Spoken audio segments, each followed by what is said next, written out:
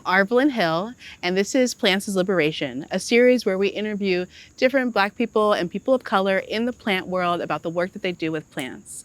Today, we're in the Azalea Garden at the New York Botanical Garden, and I have the pleasure of speaking with Hilton Carter. Could you first share your name, your pronouns, and how would you describe your work? Of course. My name is Hilton Carter, he, him. How would I describe my work? Well, I'm an interior and plant stylist. So a lot of the things that I work with for work, let's say, are dealing with bringing the outside into an interior space, whether that's providing living plants or changing up the color texture, adding light, let's say, whether that's windows and things of that nature into a space. So that's the type of work I do, but I've written multiple books about plants and plant care and styling. I've had multiple collections come out with Target when it comes to plant products that one might need to style plants in their home. And I'm currently working on a show about plant styling and things of that nature. So that's a bit of what I do as work. So yeah. That's so cool. Yeah, it's a big range of different projects going on. There's a range. I mean, I typically, when people ask that question, I like to say artists first, because I can then apply a little bit of this, a little bit of that into that one sort of title. But I don't like to be boxed into one single thing. So when people call me, let's say, yeah, he's the plant guy, I take it because it's fun to be called something. Yeah. But I still feel like there's a lot of other aspects in what I do, whether it's design, whether it's actually painting, whether it's drawing, whether it's any sort of interior work that applies to that whole thing as an artist, not just plant man. Could you tell us an early memory that you have with plants, like when you were a kid or something during your childhood that sparked your love of nature or plants? That's a good question. I guess as a kid, I really didn't have anything that was a direct aha moment when it comes to plants. And at that age, I grew up in Baltimore City. Not a lot of plants. Parks is where we would go if we wanted to see a tree of sorts. But I do remember my mom having faux plants in the house when we were when we started to move out, just the two of us. And she really thought the idea of creating home was there needed to be something green in the space. But being a single parent, she had a lot of work to do with just me. So she knew that plants were important in the house, but a faux plant would be the one thing that she could definitely care for. So I remember that. But I did love like situations like this. When I did move to the county in Baltimore, there were a lot more trees, and I did love playing in the woods with friends and just running through and having that sort of adventure. But other than that, there wasn't like what I do now. There wasn't something when I was a child that was just like, there it is, that's that moment. People that I knew, none of them really had plants inside unless they were faux. My grandmother had a pothos that I never really cared for, but I do remember her having some in mason jars as like cuttings, but that was never something that I picked up on. It was none of these things, I guess, made it in a way where I was like, when I get older, you know what I'm gonna do? I'm gonna care for some plants. That was like a thing that happened when I was far into adulthood, when I finally found myself like, whoa, this feeling, I need this more often. So yeah. And what was it that had that switch in adulthood where you were just kind of like, were you just in a plant store? That's a good question. Yeah, man, it's funny because I think there were two things that were happening at once. I was 30, and I was in Los Angeles, living in Los Angeles as a freelance filmmaker, and I was stressed. I was probably, I would say my dark period. Yeah. You know, like the darkest I felt, just stressed out, not sure of anything that I was doing and trying to figure it out. And I was on a job that was happening in Pennsylvania, and I walked into this plant shop, and all of that weight that I was carrying into that space was just gone. And I'm surrounded by all of these different plants I've never seen before. It just felt so tropical in this middle of nowhere town in Pennsylvania. And I thought, well, this energy that I'm feeling right now, this settling, relaxing mood that I feel my body starting to embrace at this very moment, I need to bottle this up and bring it into my home in Los Angeles. But I knew at that time, I was Yeah. like, well, obviously I don't have this type of light that they have. So when I get light, I'm gonna bring plants in. But it was that moment, I was just like, this feels good. I don't feel stressed anymore. I'm paying attention to the people that I'm with. I'm hearing the things they're saying, and I need this. And that was it. That was around 2011. It's amazing. Yeah. Oh, I It love takes that. time. It takes Yeah. time for everyone to find their true, I guess, their true path or the thing that excites them in Yeah. life. And I think that at that moment there was like oh, this is going to be my new hobby. You know, this is going to be my new way of considering a space. And my space is going to be the first thing I consider because that's the space that most of us spend so much time in. And I just thought about it. I was like, how would I like to feel? Would I like to feel like I do now, surrounded by greenery and relaxed in this setting? Yes, I do. And then slowly after that, that's when the first plant comes in. And I mean, you're a plant lover. You know how it is. Yeah. One, and then how did I get all these plants? Yes. Yeah. What was the first one? The first plant I purchased was a fiddle leaf fig, Ficus lyrata. I got it in New Orleans, a shop called, I don't know if we can throw names out, but a shop called Harold's. I walked into Harold's. I didn't know what I wanted, but I knew I had these big windows when I moved to New Orleans. And I was like, I want something none of my friends have. And I thought, there's a tree over there. None of my friends have a tree in their house. I'm gonna get this tree. And I brought it home, and it was special until it started to suffer. And then that was the trigger of the like, oh, I need to actually pay attention to care. It's Yeah. not just light and water. It pushed me to be better. It was like, hey, I need help. And I was like, all right, well, let me figure this out then. Yeah. You know, instead of being easy and then me not I guess participating in the care, and then never really finding that sort of excitement, that want to be a part of the plant's life. So I'm glad it was a ficus than a succulent. You know what I mean? Yeah. So, Yeah.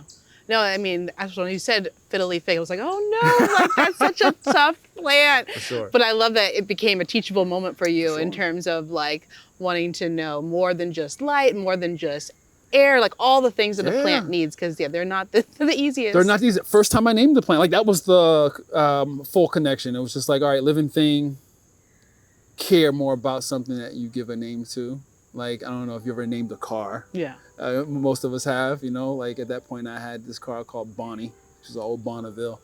And I love Bonnie. Anything that would happen to Bonnie, I would talk to her. Like, all right, baby, we got this. We're going to make it to the gas station. Yeah. Calm down. Things like that. So I was like, the plant was freaking out. And I was like, I need to name it. Because once I name it, I claim ownership of it.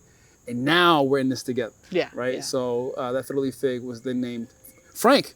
Just talking to you about meeting Frank today. Yeah. Yes. So Frank and I, we're still together. Oh, that's This month is our 10-year anniversary. amazing. Oh my God, so sweet. I It's love 10 that. years. It's the 10 first time years. I brought in my first plant. Yeah. I didn't even think about that until just now. That's incredible. It was in August of 2014. Wow, and you've Yeah. been together this whole time. I gotta make that content. What am I Yeah, doing? no, my God, that's an opportunity right there. 10-year anniversary. 10-year anniversary. I just Or as we thought of say, the this. Botanical Gardens botaniversary. Ooh, So- I like that. So your book, The Propagation Handbook, what prompted you to write this, and yeah, what do you hope readers get from it as they go through? Yes, Propagation Handbook came out in April. I am over the moon about it because it was a book that I wanted to make a long time ago. But things happened in, like, I guess, the pandemic that shifted that. And now I've had the opportunity to do so. You mentioned it, like it can be a little bit of not a mystery, but magic to those who aren't really into plants. And that's what it was for me my first time when someone showed me how propagation works. And long story short, while many people have propagated, but for me, the process of propagation wasn't just something that allowed me to increase the amount of plants that I had in my house at that time. It helped me understand the entire process of care, taking a cutting and understanding where to best make that cut, placing that cutting into a vessel and watching it as it started to develop roots and being patient in that process. So now I'm learning the idea of patience. I mean, at that point in time in my life, I probably wasn't a patient person. I'm an only child, and I said I want this thing now. Yeah. Why can't I get it now? When it comes to taking a cutting from a plant, pothos, yeah, maybe you can get those roots now. Let's see if you can get them from any sort of ficus now, right? So you got to be patient. You have to understand that. The idea of taking that cutting once it has roots and then shifting it into soil, and what type of soil medium you're going to use, and what type of pot you're going to use. All those things that comes to propagating, you actually learn. You walk yourself through the steps. Someone gifting you a plant, or you go to a plant shop and you buy a plant. You have soil, you have roots, you have somewhat of a mature plant, mature enough that you can just place in your home, and then you're walking through the steps of care. But you're not really learning everything about that plant and becoming, or like I would say, like having that bond with that plant as it develops and grows.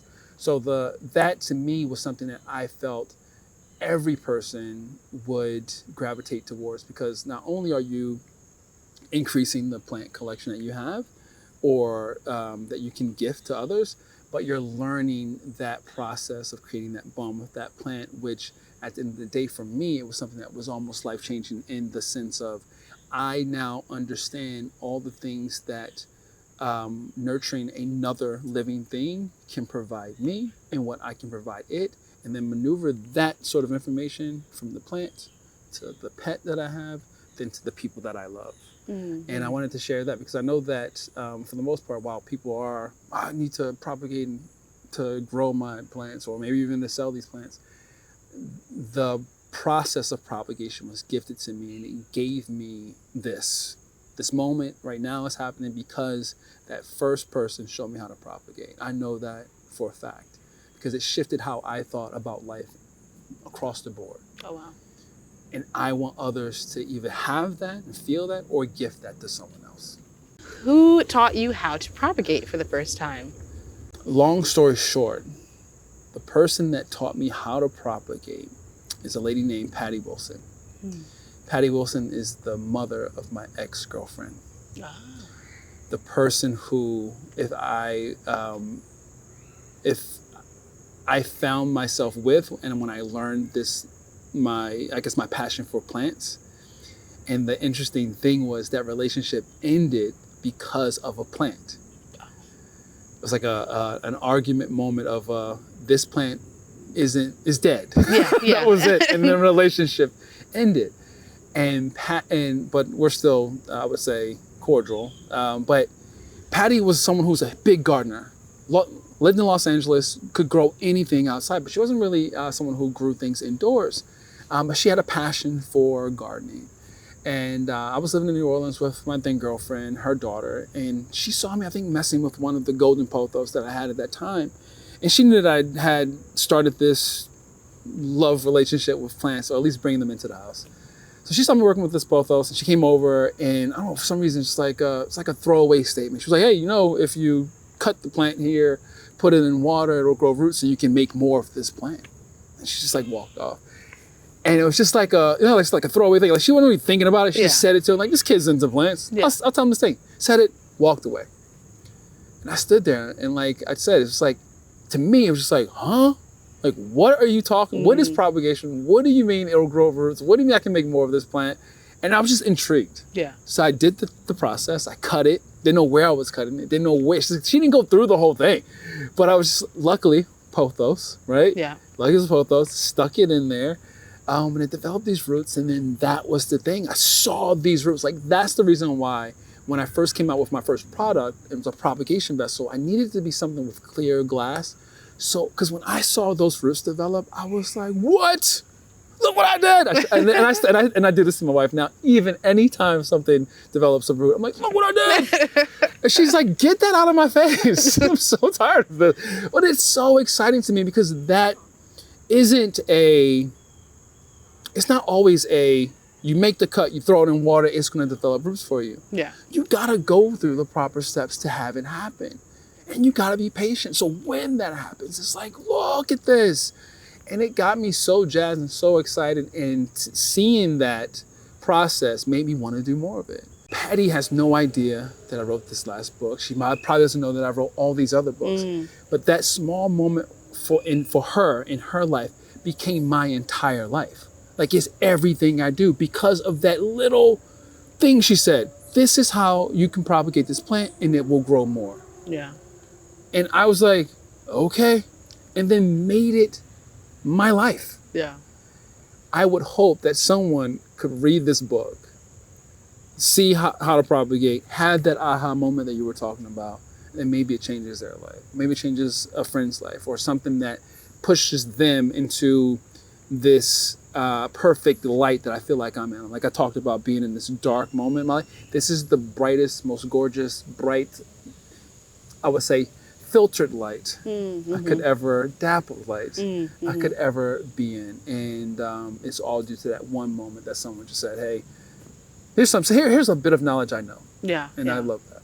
Oh, that's amazing. I mean, so much about propagation is like, there's so much symbolism within it, whether it's like thinking about regrowth and new beginnings and healing, and even just like generative care, being able to provide a plant for someone without spending any money, just from a skill. Yeah. So I think you using that as a tool to teach others how to empower themselves to create something, I think is really just a beautiful way to spread that knowledge around that you got from Patty. Thank you. Patty. It's funny. There was a nice little, I guess, serendipitous moment of this show that I'm hoping gets picked up. The client who I was working on her home, she had this plant in the episode, and I was like, oh, what's wrong? What's happening with this plant? She's like, I don't know how to really care for it. And I was like, well, does it have a name? And she's like, no. And I was like, what names, like, can we name it today? And she was like, all right, I'm thinking maybe either Patty or some other name. And I was like, Patty's a perfect name for it. And I wasn't really thinking about my own Patty. Yeah. And she chose Patty, and I saw the episode, and I thought, man, that's perfect. That this idea of this Patty plant and this Patty who affected my life and all these things, I just feel like that's like all these good things happen. If you know someone named Patricia, hold them tight. I do. That's my supervisor here is named Patricia. Oh, really? What? Shout out to Patty. Patty. I'm like, I know a Patty Shout very out well. to your Patty. We all got a Patty. Plants, but also art, interior design. Yes. I feel like it's like the trifecta for sure. And so, yeah, that's its own thing within itself. Like not only like teaching people how to take care of plants, but also like seamlessly incorporating plants into their home as well. Can you talk a little bit more about like the interior design aspect of the work that you do? For sure. I think for me, that moment that I felt so comfortable in, that created that aha moment for me, was due to the fact that I felt settled into how the plants were in that space. It had a lot to do with that. Like I can walk out into a space just like this and be surrounded by plants. But the way an interior space was styled made me reflect or recall my own home. So it made me feel like, oh, this is like a home, and how to do that. So my passion has always been in arts in general. But in my, I would say, my graduate school as learning filmmaking, I fell in love with the production design part of filmmaking, which in turn made me think a lot about interior design, of how I would production design my own space. So when I'm thinking about plants coming into a home, I'm thinking about how can they seamlessly enter a space without causing too much of a ruckus in a home, and not making it feel a part of the space, not as something that is standing out like a sore thumb. So I think about how texture, color, height, all these different things play well inside of an interior space, and try to provide that not only to myself, of course, but to any clients that I have. Amazing. And it takes an eye, but I think anyone can get it. They just have to want to understand, like, how does a particular type of planter play well with the materials or the color of the other pieces of furniture, let's say, you have in your space. And then how does that planter, its material that it's made out of, play well with the root system that you have in that for that plant, moisture-wise, you know? So amazing. So you also have a podcast. I do. Yes, Hilton's Head, right? Hilton's Inside Hilton's Head. Inside Hilton's Head. Could you tell us about that podcast and who are some of the guests that you've had on? You know what? It's funny that you asked. Thank you for asking. Because we're on the talking about plants now, but the podcast isn't really about plants. It's like things that I'm excited about in life. So it can range from art to music to filmmaking to politics. So I've had different types of people on. I've had Justina Blakeney, who's a designer. I've had Dee Watkins. He's an author from Baltimore. I've just interviewed a photographer, actually, who is a New York-based photographer named Frank Francis. I've had brand, I would say, presidents on the podcast, just a different range of different types of people who have a lot in common with me as far as work ethic or just like their passion for inspiring others, but also a tie-in with something in my life. So either we've been friends or we've worked together in some capacity to create. So yeah, it's been special to sit across from someone like this and just learn about them. Like some of these people I've known, and then we'll be sitting and we'll be chatting, and I'll be like, I did not know that about you. That's important. But every part of it is to make sure that whoever's listening or watching can walk away with something that is valuable that they can add to their own lives. It's amazing. Yeah. And will the show, so you're also, a show might happen? A show. So we have a pilot that is already out. It's on HBO Max and Discovery Plus. It's called Planterior with Hilton Carter. Cute. And it is basically a renovation show where I bring the outside in, like I mentioned before, what my job is. It could be I bring in a lot of plants, add skylights, change your carpet to wood flooring, and base that wood on the type of place you grew up. You know, like maybe you're used to a particular type of tree in your native home, and I bring that sort of vibe to your space. So that one's out already, the pilot episode. We're crossing all our fingers and toes to hear back on whether or not enough people watch the pilot that they'll pick up the rest of the season. We'll have to make sure to watch the pilot. Yes, go watch it. Anyone out there who's not paying attention, I look in this camera, look in this camera. Go watch that pilot. Well, it sounds like there's just so much stuff going on. And so you obviously have an amazing and beautiful big social media presence. And maybe people might think that content creation around plants is like the sole thing that you do. But you've got a podcast, you have a pilot of a show, you have a book. Yeah. I don't know if you would define yourself as a plant influencer, but yeah, what does like your day-to-day look like really as for work you do, and then also just with social media, like what do you try to bring with your vibe there as well? I mean, everything started for me via social. So, I mean, everything that I try to share is through the lens of trying to inspire, right? So while there are these other things that I do, like you said, the book, the show, the podcast, those are all a part of what the social media presence is. I've learned to embrace whatever someone wants to say influencer part. Sure, I can plant influence you to bring plants into your space, to care for them. Sure, I would love to influence you to be better at what you're doing and to find that happiness that I've found in the process of bringing plants into my life.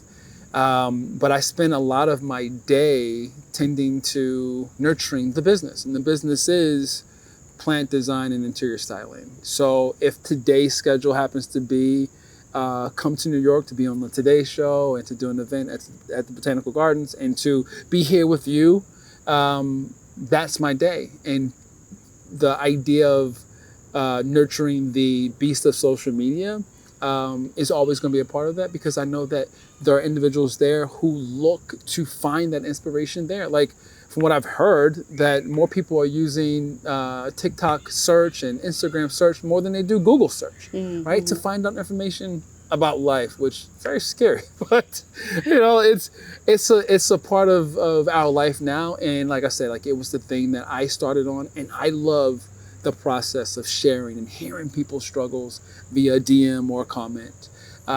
So while it can't just be social media that you have your fun in, I need to get out into the world and be a part of the thing that my soul wants to participate in, and that is the process of tending to plants and sharing it in book form, sharing it in maybe podcast form, or in a show. Oh, that's beautiful. There, so this series is called Plants as Liberation. And the whole idea is thinking about the ways in which plants have helped us escape oppression and liberate ourselves. And so I've spoken to many different Black people in the plant world about their relationship with plants. So do you feel like plants liberate you? And if so, what are the ways in which they do? Yeah, I mean, and I'm glad you have plants as liberation as something that is out in the world. I think you should make a book. I'm gonna say it here first, so it happens. I want to be featured in the book. You got it. So we all have it on tape. I've said it. I'm participating. Yeah, I mean, I feel completely changed. I feel, like whenever I do talk about plants, I feel like it's almost like religion of sorts, because I can preach about it. I'm a missionary when it comes to talking about plants. You know what I'm saying? Yeah. Like, it's deep in me. It's like, let me preach to you for a second about why you should convert and come over to this side and really understand how joyful it is when you start to tend and care for plants and have them in your life. And for me, it's been a way of bringing a happiness that I never thought would be so immediate when seeing something like a small leaf unfurl from a plant. Yeah, I just think that, like, plants change your mood.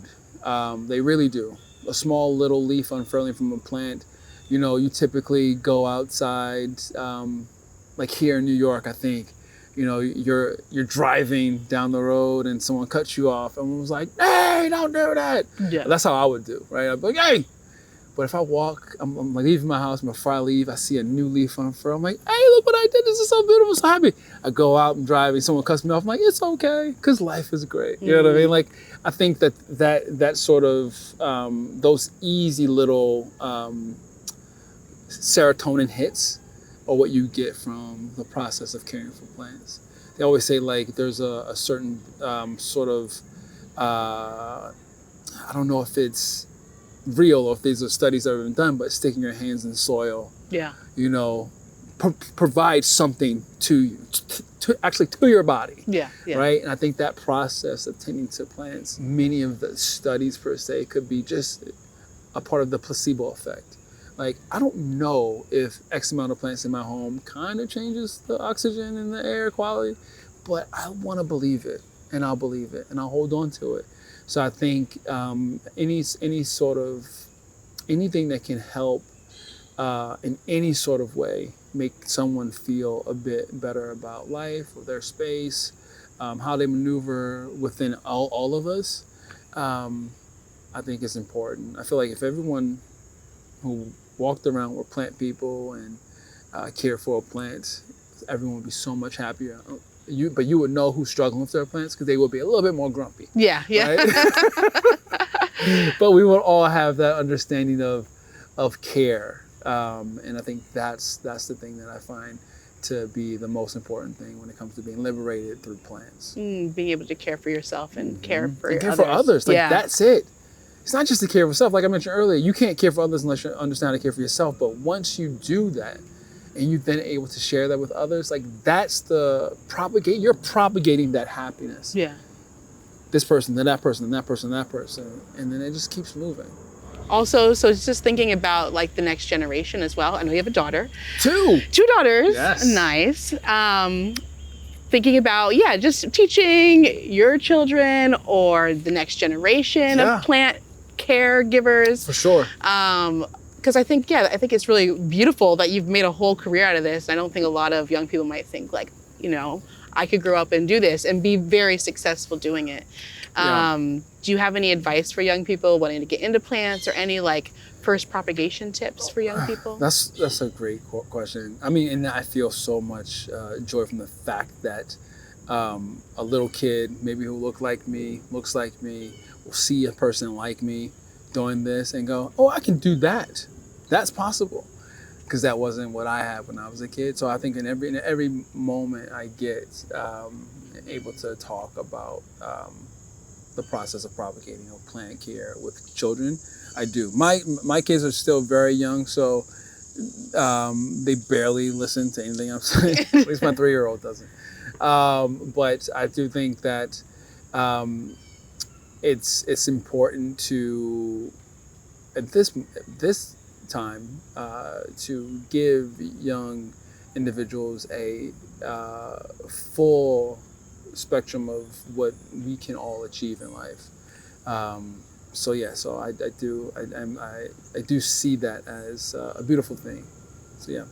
If you could be a plant, what plant would you be and why? I have thought about it, and I would be a staghorn fern. Mm-hmm. I think staghorn fern, while it is attention asking, it is also attention grabbing because it's a beautiful plant. It's wild. It was one of the plants that I saw when I walked into that plant shop that triggered me to want to have plants into my life. And there's so many different ways to then style it, let's say in your home, whether it's mounted, whether it's in a pot. It doesn't push out growth quickly. So when you see that reward of that new frond, you are like, whoa, look what I'm up to. Look what I'm doing. And I just think it's just a really fun plant. So while I would want to say a fiddle leaf fig because it's one of my favorites, there's nothing I would think that I don't want to be that one that people consider as like, he's difficult. Yeah. I think of staghorn fern. No one says a staghorn fern is difficult. They say, I'm having problems with it. But you know what? It recovered and now it's doing best. But they always, when you see one, everyone's always like, did you see that staghorn fern? When you go, you can go places and you'll see a staghorn fern just like attached to a tree. Like when you see them in the wild, there's something special about that. So, I want to be considered special. Oh yes, I love that, and I get staghorn. No, I get staghorn fern energy from you for sure. Yes, I love it. Well, thank you so much for your time today. Of course, thank you for having me. Would you be able to just share where people can find you on the internet and the amazing work that you're doing? Of course. Should I look into the camera? No, people can find me on social at Hilton Carter, on Instagram, on TikTok, at The Plant Stylist. I have a new book out called The Propagation Handbook. I have a new book coming out next year. I have a pilot for a TV show that hopefully gets picked up. If you haven't seen it yet, go and check it out. It's on HBO or Max and Discovery Plus. It's called Plantaria with Hilton Carter. They can find products that I sell at hiltoncarter.com. Or they can possibly see me on tour either now or next spring when most of us come out to get excited about plants. Yes. So yeah. Oh, well, thank I'm you sure so I'm forgetting much. something. Oh, well, you mentioned the podcast, so I don't have to talk about the podcast. The podcast. Where people find podcasts, right? Mm-hmm. It's called Inside Hilton's Head, and it comes out every week. Excellent. Yeah. Well, thank you so much. Thank you. Yeah, it's great talking with you today. You as well. Appreciate it.